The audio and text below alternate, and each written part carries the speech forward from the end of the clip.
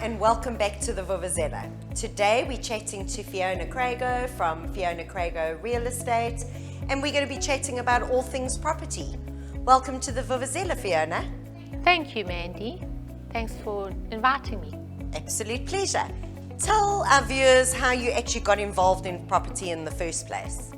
I actually got involved in property by default. I was actually in the motor industry and was asked to come and join real estate.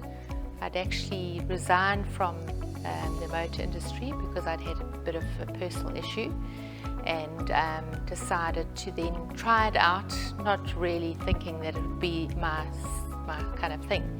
And the bond rate at that stage was 25%. It was in 1995. And I did my first sale 2 days later, and the next one another 2 days. It was on the Monday that I sold the first one, and on the Wednesday I sold another one. And of course the colleagues weren't too chuffed because they were all running around with their heads hanging because things weren't that great. And here comes a little rookie, and I thought, well, this is easy, much easier than delivering a car and having to worry about PDIs and things. So yeah, that's how I got into it by default. Well done, that's excellent.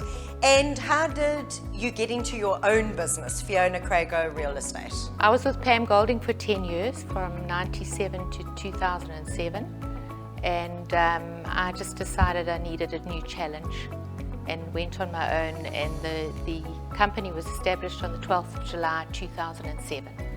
So your birthday's coming up. It is. Wonderful. In a week's time. And how has property been in Ballito and the surrounding areas for you prior to lockdown? What has your focus been on? Has it been sales, commercial, residential, rentals? What's it been? Obviously, mostly sales. We're not really involved in rentals. We've done the odd rental, but we mostly sales and marketing. It was excellent. We were having a brilliant year. We were flying on all cylinders, and then suddenly there was this massive shutdown, which we've all had to get used to.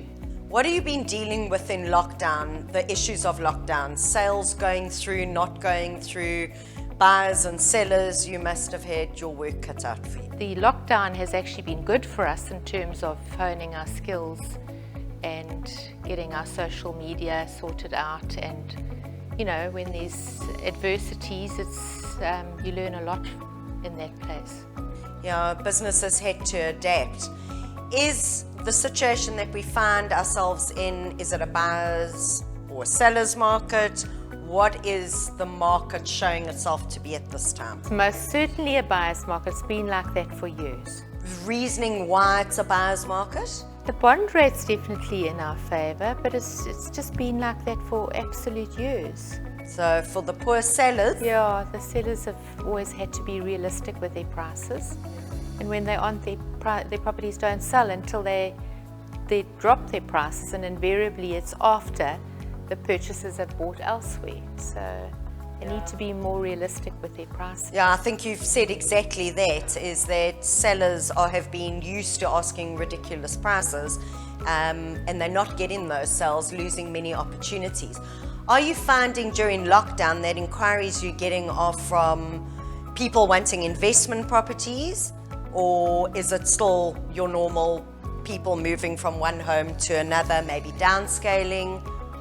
Definitely residential. It's immigration. They're moving from Joburg, Cape Town, all over the country. There are also foreign buyers.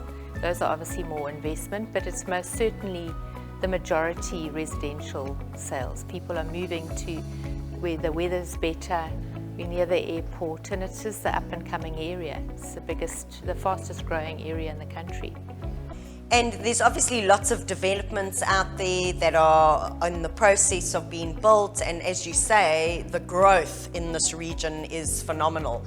Are people still looking for residential homes, as in freehold, or are you finding they're more interested in properties that are easy lock up and go, or apartments? It's a mix of properties. Most of them want freehold in gated estates. But there's a lot of the youngsters, a lot of them are overseas on the yachts and that they're earning dollars. So they're buying investment properties in gated estates off plan where the transfer duty is included, obviously VAT's included, so transfer duty is not payable. But I would say the majority are residential properties and in gated estates because people are worried about the security. Fiona, if you could give any advice to buyers and sellers out there, what would it be during this time in lockdown and coming out of lockdown? It would be to invest now. There's no time like the present. The bond rates are in our favour, and property is always a good investment, much better than any other investment. Long term, well, you're looking at a minimum of 5 years. You should make some kind of gain. So yes, definitely property is the way to go. Thank you so much, Fiona, for joining us today on the Vuvuzela. It's been an absolute pleasure seeing you again. Thank you so much for joining us today, Fiona. I think you've given great insight into property during lockdown and what you've been up to in your own business. So all the best to you going forward. Thank you, Mandy. Thanks for inviting me. To our viewers, we'll be sharing Fiona's details with you and be in touch with her for all things property. From the Vuvuzela team, goodbye, see you next time.